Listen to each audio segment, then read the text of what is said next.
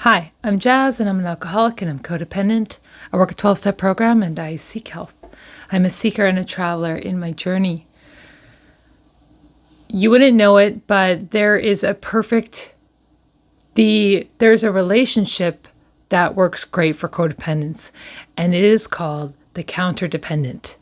The counterdependent fits the codependent like a glove in a very dysfunctional way. They attract each other. And this counterdependent, which is not talked about very often, neither is codependency, but the counterdependent is the grandiose one, is the extremely self-sufficient one, does not need connection, does not need emotional connection. They resist vulnerability. There isn't room for those feelings. And they believe that because they don't have feelings, they don't need feelings, and that they're really good. They're really good because they're so good at suppressing feelings. So the counterdependent is keeping themselves intact by putting on the mask, usually has a persona, and that is how they operate in their life. And this comes from childhood. This comes from not having that safety, not having someone to trust, and from they could not need anything. And this is very extreme.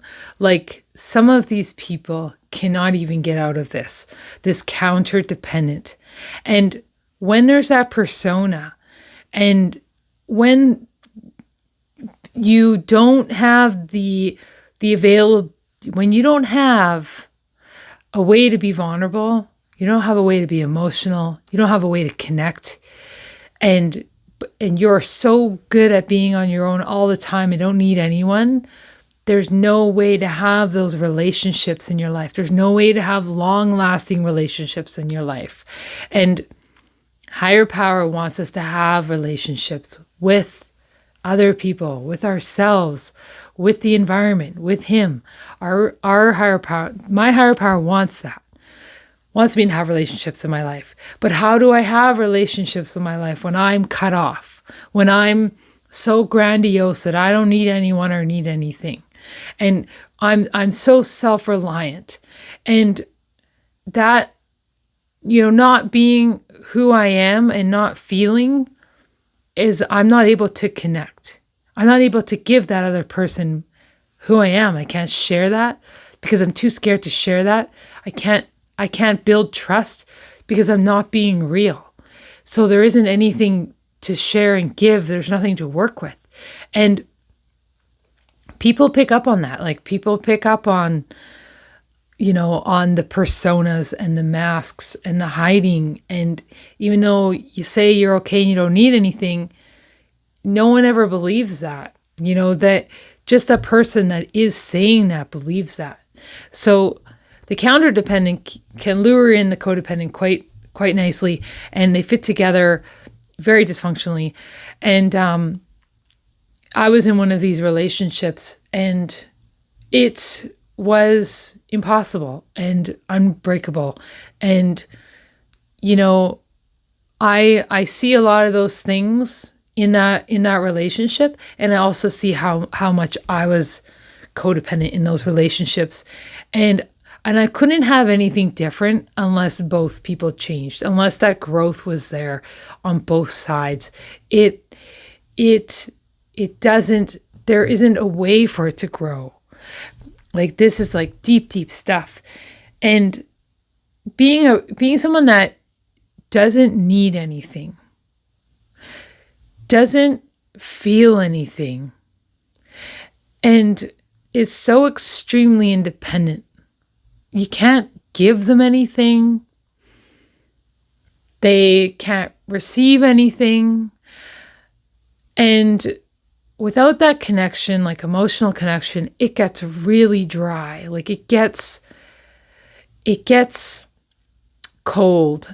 And that counterdependent will resist the vulnerability, will resist the feelings, will it at all costs. There is an ice wall that comes between them and everyone, like everything. And the thing is that they believe, they take pride in this. There is a, like, that grandiosity really comes out in as like, I don't need anyone. I don't want anyone. I'm good on my own. And so they're so proud to be so self-sufficient, but it's like self-sufficiency at an extreme. Like, they won't give to themselves. Like, so it's like a shell of a person not acknowledging any feelings. They don't even think they have any feelings. And they don't know who they are because they're in their mask. And any vulnerability is going to get pushed aside. There isn't that desire for connection. It was taken away at a long time ago.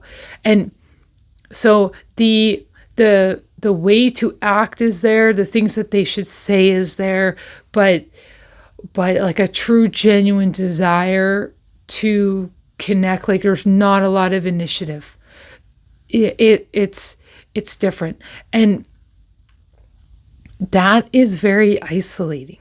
Like, to be the counter-dependent, and to be that like, I'm great, I'm out there, and I'm my own island, I don't need anyone. It's almost like it's too much autonomy.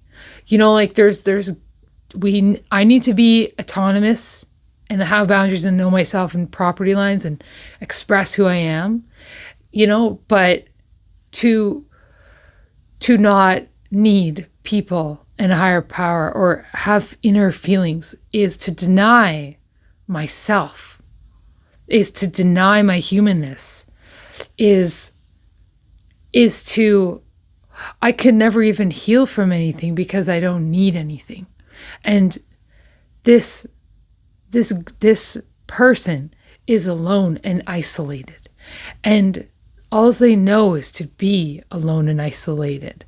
And they are just out there,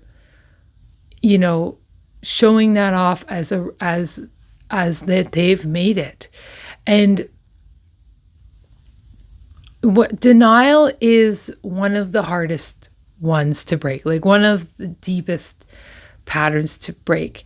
And it's did not even know I'm lying. Like, that's the acronym for denial, is did not even know I was lying. So did not even know I was lying. Do not think I need anything. Don't need anyone. Don't have time for feelings. Don't know what those feelings are. And so everything is kind of mimicked and performative. And they're always performing. So they're great at performing. They're good at getting what they want. They're good at putting on that to the lure, to get you in there, and they can keep up with it because they're not bogged down by having to feel anything. Because when I'm feeling stuff, that's work that I'm listening to. When I'm feeling stuff, my life is different than if I'm not feeling at all. And when I'm feeling, I have the ability to actually make changes in my life and know where I have to set boundaries and, choose things for me. But if I'm never feeling, I'm kind of just looking around for what I should do for what looks good. Like, there's a lot of image management happening because without my mask, then I'm nothing. But I need you to see and validate my mask and see how great I am and validate that part of me so that I can tell myself that I'm real. And that's the only thing that tells me that I'm real is so, because inside there's nothing much going on. It is all about the management. because there isn't anything coming from inside out that I'm listening to, or I don't need anything. I don't feel anything. And so it's just, it's easier for me to just travel around everywhere, but I'm never going to have those close, intimate relationships. People don't get too close. It's easier for these types of people to manipulate the therapist because they're focused on the image control. And the counter-dependent is looks so believable, looks like they have it together, looks like something like, oh man, look at them go, and look at that strength. But the strength isn't real strength if you're not feeling your way through it. If you're not something's going wrong and you really feel it and still stay calm, that is strength. Voicing what you need is strength, real strength that comes from trying to do that and walking through that fear and getting through that threshold of fear to get what you need and get what you want because you're listening to your feelings inside. So I think that the counter-dependent looks and acts like everything you'd ever want to see, that you never would second guess it. So they can live among us and be among us, and they can be this way, and no one's ever going to double check that. They're not going to think twice. And so it's really easy to get involved because they got nothing to lose, because there is nothing in there. So very dangerous and tricky, but very sad for that counter-dependent, because it's a very hopeless and shallow place to be. And I think that they would die at any cost than to be exposed. Like they would die from that. So to live must be to uphold the mask, uphold the persona, work on image management control. And so everything's going to be based on that. That's what's going to take the value and the priority, and that's not going to work in relationships. Relationships need the inner stuff. And my higher power, I grow and learn things about myself in relationships in my life. Who I have in my life, who I have near me, who I grow with, who I talk to, and it changes over time. Some change, some don't. But those relationships teach me stuff. If I don't have any relationships, I'm just doing activities, and it's just an activity. It's just baseline. It's not, how am I growing internally? There's more, I'm here for a time to do what I can with my free will and to do as good and to do as much right as I can. But being here for this time, I can grow with the time that I have. And I think that's very valuable, to take my choice, my will, and align it in the path that my higher power wants me to go. But he wants me to have healthy relationships with my kids. He wants me to know myself, respect myself, love myself. He wants me to talk to him and ask for help. And he wants me to be able to connect with people and learn how to keep myself safe with certain people. All of this stuff is pushing me closer to the person I am supposed to be when I'm out there and I'm connecting and I'm feeling. So not many people know what a counter-dependent is. I've explained a bit on the codependency, what a codependent is, and with all those really deep dysfunctional patterns of control, denial, avoidant, low self-esteem. Those are a lot of my codependent traits that I work on, and there's behaviors lined out for each one. And then the counter-dependent is, they're out and they're in the light, in the limelight. They don't look like what you think they look like. They're not all sad and mopey. They're just tough and angelic. They look like they don't have a problem in the world, and that they're fine with feeling, but they're actually not feeling. So there isn't the feeling going on, And that is why they can go through a lot of stuff, but it's fake, because it's I have to feel and go through stuff to be strong, not cover it up, not feel, but gone through, and then still trying to get that, say that I still am that thing, is like the big lie that I would be saying to myself as that counter-dependent. It is a big lie, and it's usually very grandiose. And if you are in a relationship with that, and you start seeing all the masks, and you start seeing all the changing, and then it's questioning, like, who is who today, and what is what today, and what's going on here, and then when that happens, which person are you with now when they're with you? And it's often changing, because they don't know which one to pick. So that denial, and that thing, they have to think that they're getting away with it, and they can't believe any other way. And that's a really tricky and stuck place to be. I don't even know how a person can get out of that, but I'd say that could probably be worse than being a codependent. Would probably be to be a counter-dependent. And because they're so used to not needing anything, or needing and feeling, that to start would be extremely painful, And so I pray for all the sick people out there, and that, being healthy is possible, but it does come at starting to tell the truth.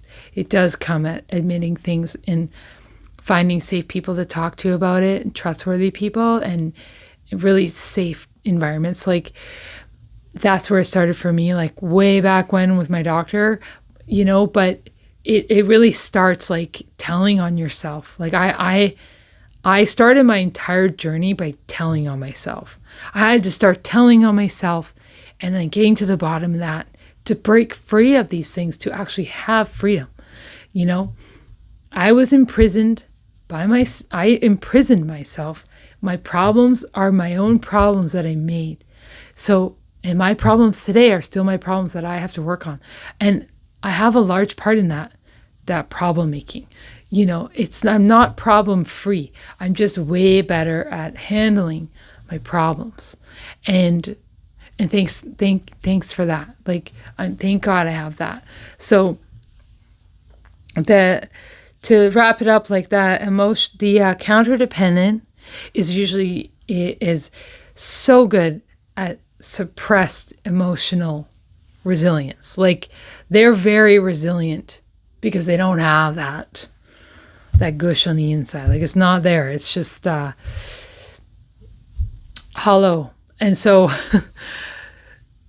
the mushy parts is the part that has to start happening, and then, and that makes us human and not robotic. And, that perfect look or perfect way. And it's very easy to hide in plain sight. And that's where the counter-dependent is. So that's my little bit on what is a counter-dependent. So yeah.